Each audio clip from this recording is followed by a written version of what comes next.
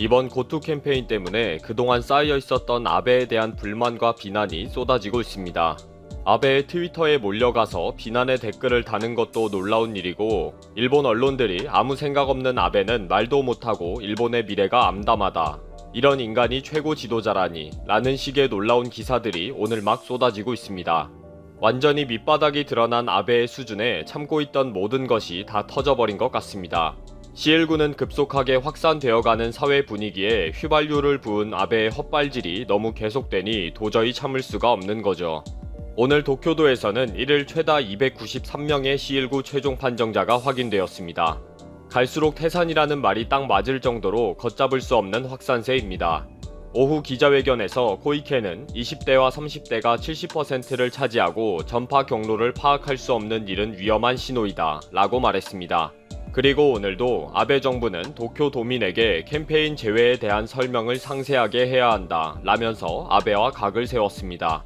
아베 정부는 도쿄 제외 방침에 대해 코이케 도쿄 도지사에 대한 불만이 팽배해 있습니다.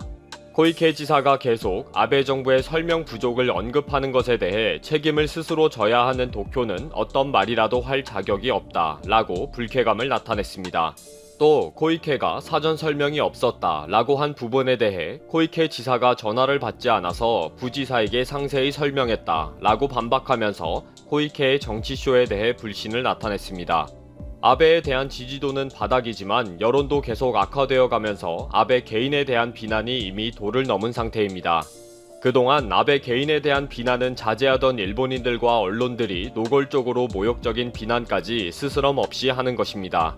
아베의 트위터에는 지금까지 볼 수 없었던 반대 의견이 댓글로 엄청 달리는 초유의 사태가 발생했습니다.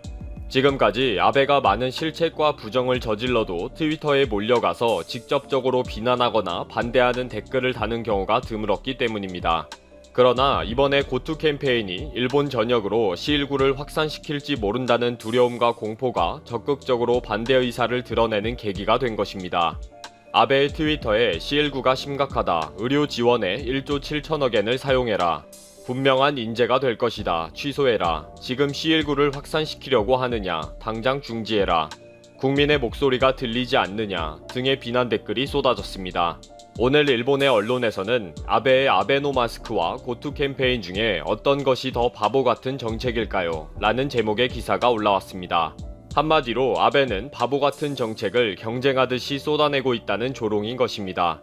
기사는 돈 낭비에다가 비리 덩어리이고 국민들의 감정을 전혀 이해하지 못하는 공통점이 있다 라고 지적하면서, 그래도 승부를 건다면 아베노마스크는 세계적인 조롱거리가 된 헛발질 정책이라고 손을 들어줬습니다. 전체적인 기사 내용은 아베가 아무 생각 없이 정책을 펼치고 있다면서 처음부터 끝까지 문의 아베를 비난하고 있습니다. 프레지던트 온라인판은 오늘 4월 7일 아베의 5,600자 비상사태 선언문을 분석했습니다. 연설문 담당자들이 손을 봤다고 하지만 이 연설문은 아베의 영혼이 없는 횡설수설이라는 것입니다.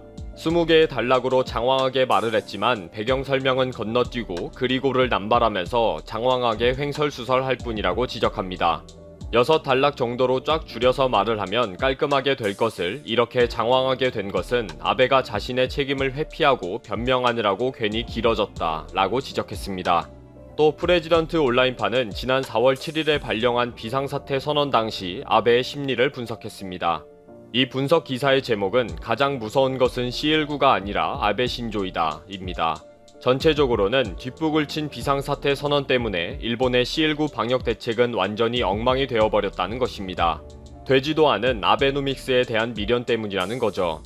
아베는 2012년 말 재집권에 성공한 이후로 엔화 약세와 주가 상승을 유도하는 아베노믹스로 경기를 부양시켜 왔기 때문에 조금이라도 더 버티면서 초조하게 눈치를 보고 있었다는 것입니다.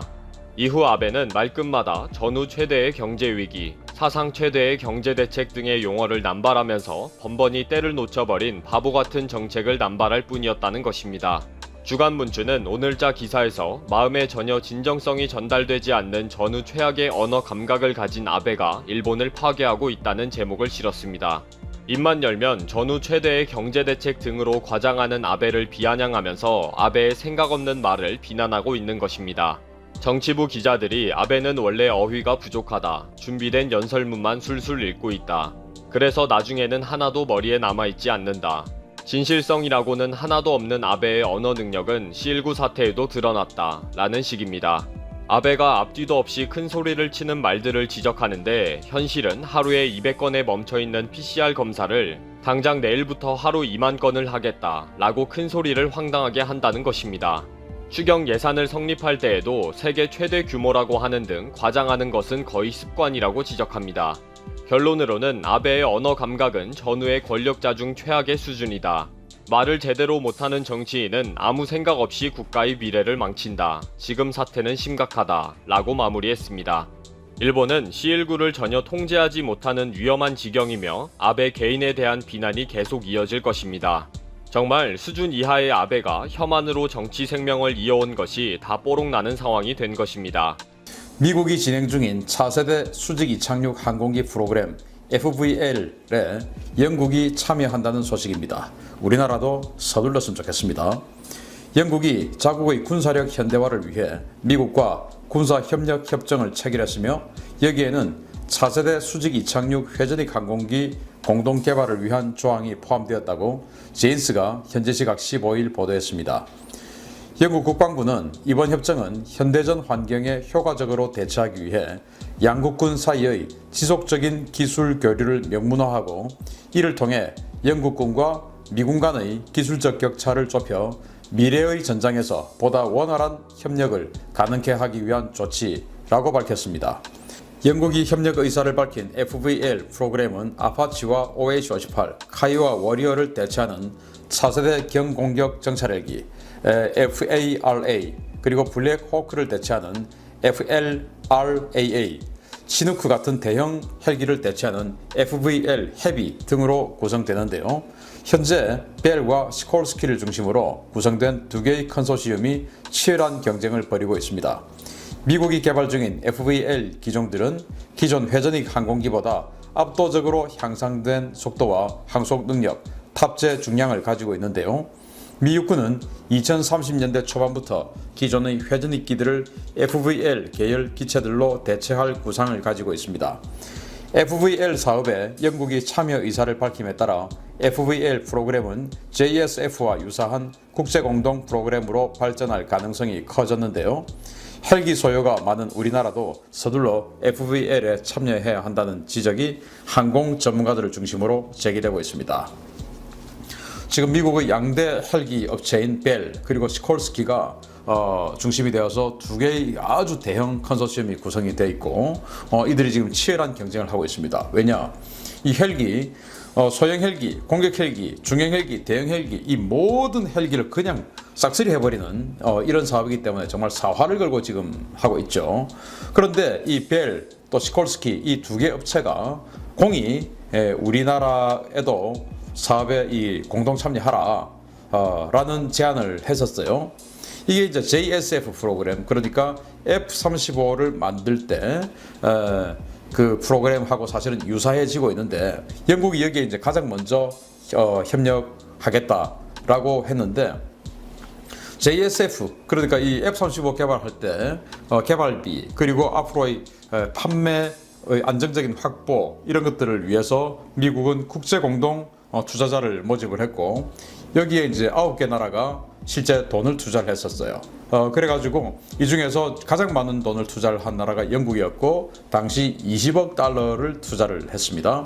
영국은 그래서 지위가 공동개발 파트너라는 지위를 이제 부여받았고 그 영국 다음으로는 협력 파트너 그래가지고 12억 달러를 낸 덴마크, 노르웨이, 네덜란드가 있고 그 다음에 이제 정보 교류 파트너 그래서 2억 5천만 달러를 낸 뭐 이태리 같은 나라 그리고 마지막으로 이제 그 정보 제공 파트너 여기는 이제 싱가포르, 터키, 이스라엘 여기는 이제 1억 달러를 낸 나라 이런 식으로 해서 정보 제공 또 기술 제공 이런 것들의 단계가 4단계로 나누어져 있어요. 그래서 영국이 가장 많은 이제 기술 정보 이런 것들을 받게 되는 것이죠. 20억 달러를 냈으니까. 자, 이렇게 해서 국제 공동 개발을 했는데 이 헬기도 마찬가지로 아마 그렇게 진행될 것 같습니다. 당시 이제 이 JSF 프로그램을 할 때 노무현 대통령 시대로 제가 기억을 하는데 그때 우리나라에서도 이거 참여해야 되지 않냐 뭐 이제 이런 논의가 많았고 저희들 같은 이 밀리터리 마니아들도 참여해야지라고 이렇게 주장들을 많이 했었는데 그때 이제 정부의 대응은 이제 소요군에서 그러니까 우리 국방부 또는 이 공군에서 소요 제기를 안 했기 때문에 지금 예산 항목이 없다. 책정된 예산이 없다. 그래서 우리는 여기에 참여할 수 있는 법적 근거가 없다. 라고 해서 거절을 했었어요. 그리고 앞으로 이제 구매를 할 때 항상 이 전투기나 이런 것들을 구매를 할 때 공개 입찰을 해서 경쟁 입찰을 해야 되는데 만약에 이렇게 해서 JSF 프로그램에 가입을 하게 되면 이 경쟁 입찰을 하게 되는 것이 아니고 수의 계약을 해야 되기 때문에 우리 조달 법상론으로도 맞지 않다. 그렇게 해서 안 했어요. 그런데 정말 참 아쉬운 부분들 많았죠. 만약에 그때 조금 물론 지금만큼의 경제력은 안 됐지만 어쨌든 그래도 2000년대 이후에 괜찮았으니까 그때 우리가 적당한 어떤 수준의 파트너가 됐었다면 지금 현재 KF-X 개발을 하는데 훨씬 조금 더 도움이 되지 않았을까라는 생각을 해보고요. 그러면 지금 이제 이 차기 헬기 앞으로 아마 전 세계가 이런 스타일의 헬기로 그냥 도배가 될 것이고 20세기형의 헬기는 이제 살아남을 수 없게 될 그런 상황이 올 수 있는데 우리는 1960년대 개발된 그런 헬기들을 베이스로 지금 뭐 수련이다, LAH다, LCH다 이런 헬기들 지금 만들면서 기술자 지원받아서 지금 만들면서 마치 21세기에 아주 뭐 대단한 경쟁을 할 수 있는 것처럼 사실은 국민을 호도하고 있는 거 아니겠습니까? 그래서 저는 그렇게 거의 앞으로 정말 우리가 해외 판매를 할 때쯤 되면 거의 100년 가까이 되는 이런 기술들, 디자인들 가지고 경쟁할 게 아니라 여기에 좀 파트너로 포함되어서 여기에 동체를 생산하고 또 날개를, 프로펠러를 생산하고 뭔가를 우리가 여러 가지 또 이권을 좀 받으면서 이 투자한 것에 대한 하다못해 시체말로 반본전이라도 좀 뽑으면서 기술 좀 제공받고 이게 훨씬 낫지 않을까라는 생각을 해보는데 우리 국방부 소요 제기를 하는 건 어떨까? 또 이제 우리 육군에서 가장 많이 쓰니까 육군 또는 합참에서 소요 제기를 한번 해보는 것이 어떨까라는 생각을 해봅니다. 두 번째 소식입니다. 영국이 미국과 연합 항모 타격 전단을 구성해 이를 남중국해에 순환 배치하기로 결정하고 관련 준비에 들어갔다는 소식입니다. 바로 중국을 겨냥한 조치입니다. 최근 영국이 작전 배치 준비 완료를 선언한 퀸 엘리자베스 항공모함 타격 전단을 남중국해에 배치할 것이며 여기에서 미 해군과 연합 전단을 구성해 중국을 압박할 것이라고 영국 국방부가 15일 밝혔습니다. 영국 국방부는 최근 홍콩 문제로 런던과 베이징의 정치적 갈등이 고조되고 있는 가운데 베이징에 영국의 의지를 분명히 보여주기 위한 조치의 일환으로 퀸 엘리자베스 항모 전단을 남중국해에 배치하기로 결정하고 관련 준비를 서두르고 있다고 밝혔습니다. 영국이 파견할 항모 전단은 7만 톤급 정규 항공모함인 퀸 엘리자베스 함을 중심으로 두 척의 45형 방공 구축함, 또 두 척의 23형 호위함, 한 척의 군수지원함, 수량 미상의 아스튜드급 공격 원자력 잠수함으로 구성될 예정입니다. 영국은 아직 충분한 수량이 갖추어지지 않은 함재 전투기 문제를 해결하기 위해 미국과 협조하여 미 해병대의 F-35B를 파견 형태로 지원받아 퀸 엘리자베스에 탑재하기로 미국과 합의를 마쳤습니다. 이와 관련해 영국 일간 더 타임즈는 이번 조치가 점점 공격적으로 변해가는 중국에 대항해 영국과 우방국들이 국익을 수호하기 위한 차원에서 시행되는 것이라고 분석했는데요. 최근 홍콩 사태 격화에 따라 퀸 엘리자베스 전단을 남중국해에 조기 등반시키는 방안도 논의되고 있는 것으로 알려졌습니다. 자, 이제 퀸 엘리자베스 전단 면면이 나왔습니다. 데어링급 구축함, 영국이 자랑하는 지금 여기 조그만 사진이 있는데 정말 잘생겼어요.